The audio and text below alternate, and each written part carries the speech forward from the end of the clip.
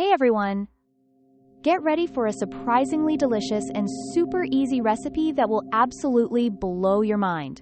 Today, we're making Coca-Cola Simmered drumlets, perfect for busy weeknights, meal prep, or your next party. It's a sweet, savory, and incredibly tender dish that kids and adults alike will adore.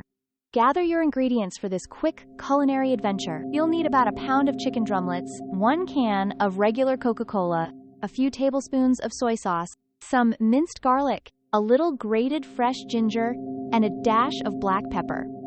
That's it, simple, right? First, brown your chicken drumlets in a pan over medium-high heat until they have a nice golden crust. This step adds so much flavor. Once browned, drain any excess oil from the pan. Now for the magic. Pour in the entire can of Coca-Cola. Add your soy sauce, garlic, ginger, and black pepper. Stir everything together gently. Bring the mixture to a simmer, then reduce the heat to low.